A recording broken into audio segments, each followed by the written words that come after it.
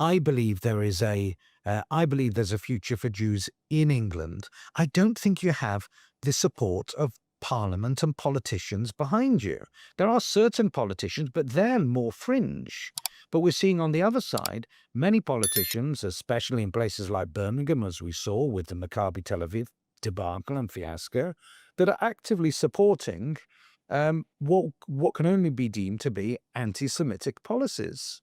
And and this is where I get back to where I think Britain's gone wrong. And it's been years, this malaise has been years in the making in terms of trying to denude itself of what was good of British culture and trying to say, oh, any form of British or English nationalism is wrong.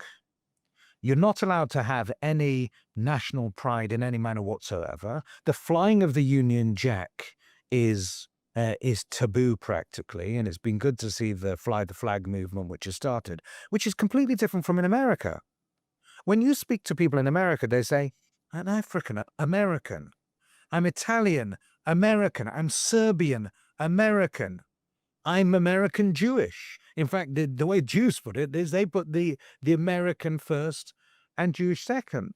And when it comes to July 4th, in all areas in the United States, you see the flag flying, and it's heartening to see. And when I became an American, it was a very emotional experience. You could see, looking around the room of being sworn in that courtroom in 2020, everybody had masks on, but because it was in Florida, there were half masks at the time. But you could see a really variegated group of people, all of whom were deeply emotional at becoming American. I don't think people become so emotional at the concept of becoming British other than to take benefits. So they also misunderstood the concept of integration.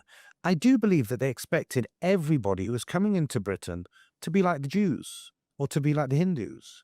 That when you go into a synagogue, in fact, you can date your bar mitzvah siddur by who is included in the prayer to the royal family. Mine said, gracious sovereign Queen Elizabeth Queen Mother, Philip, Charles Prince of Wales, Philip Duke of Edinburgh, the Princess of Wales, and all the royal family. That's so I know when mine was printed. In nearly every synagogue across the United Kingdom, you will see a big plaque up for the prayer of the royal family. And so British Jews, the most that they want is to be able to have their Sabbaths and festivals off and a little bit of fishing wire around their areas so they can carry on the Sabbath. They don't ask for any systemic change. They're very happy to live in a Christian society. I myself went to a C of E school and was very happy in that regard. So what Britain has lost in itself, well, it's losing itself. It's losing its own cultural battle. And as a result of that, in my view, will lose its Jews. And when a country loses its Jews, it loses the kernel of what makes it, in my view, makes it good. Any place that I've traveled, especially in North Africa, I've sat there with taxi drivers and they said, when our Jews were here, life was good. And not necessarily because of the Jews, but it's a sort of barometer of something else, as well as being because of the contribution of Jewish people in the places that they live. But let me just rewind a bit and go back to the Board of Deputies, because it's interesting you mentioned that. I too sat on the Board of Deputies for a number of years and had a similar experience, I think, to you. But I have, over the last 2 years in particular, I mean, this is something some of us have been talking about for many, many years, but over the last 2 years, since October the 7th, I've wondered why the Board of Deputies and other Jewish leadership organizations, and I don't want to attack them too roundly, but haven't had a strand of their thinking and action, which has been to help British Jews consider alternatives to living in the UK. Because I think that it needs to reflect the mood of many Jewish people who are talking in those terms. They're saying, where would we go? How would we go? How would I relocate my business? How would I take my children out of school and start them in a new country, in a new system? Where has a good health system? Where have I got the right to go and live? Where could I get a passport? Where would it be affordable for me to live? Where could I transfer my skills? All these questions that migrants ask. And many are struggling with that. And if the obvious answer, Israel, doesn't suit them, I think it leaves a lot of people who don't have other citizenships already, few options. So what you've suggested has sort of opened up this new possibility. And I know Jews who already have actually written directly to President Trump before any of this, asking for exactly what you've called for. So it's not a strange idea that came out of nowhere. Has the Board of Deputies or any other Jewish leadership organization reached out to you since this hit the news to say, this is really interesting? We don't want to be alarmist, but we do want to help people who are considering this and who might think it's good. We also want to keep trying to represent Jews in the UK to make things better. But we would love to talk with you and anyone else involved, maybe in the Trump administration, about how we could pave this route for people who feel tragically that's something they want to do. Have you heard from anyone at all? Not on an institutional level. Individual people that may be involved in those have been getting in touch with me. And there has been a cresting wave, so to speak. But when this came out, people have been in touch. Lots of people have been in touch. My inbox has been full. My LinkedIn inbox has been full with people not just saying, I'm British, can I move? But first they say, number one, I'm British. My family has been in Britain for God knows how many years. So I get their full family history. Um, but what's interesting about it is they're not saying, hey, I want to come to America to detract, to take away from that society. They're saying, I would like to move my business there.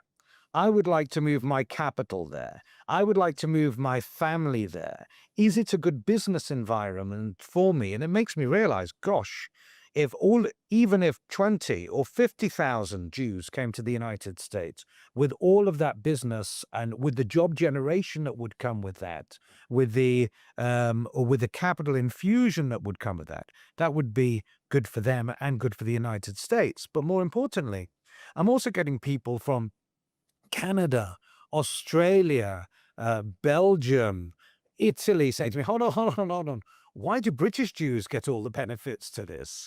Why don't we get the benefits to this as well? Could you please include us in your talks with whoever you might be talking to within the United States government to try and see if we can also be afforded asylum. I've also had other countries, people that have been in touch with me saying, hold on, why are you sending Jewish people to the United States? In particular, somebody, a representative in Panama, got in touch with me and said, you do realize Panama has an amazing Jewish community, is a duty-free zone.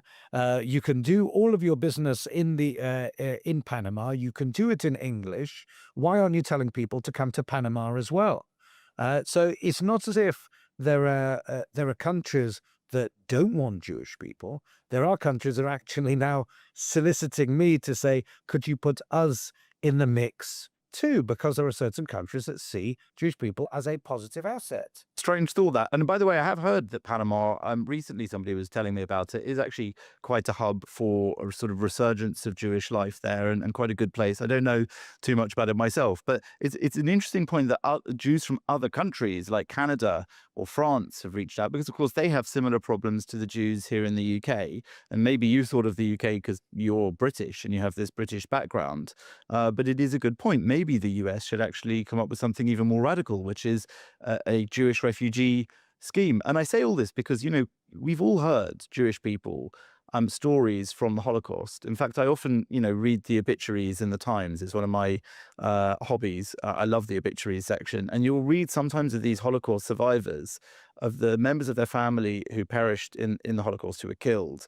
And often there's something like they tried to emigrate to America, but could not secure the visas, or a member of the family was too sick to travel. And so I think we're very aware of, not that long ago, moments when Jews would have absolutely, jumped at the chance to move to the US to escape what we now know was, horrific plight, the genocide of the Holocaust.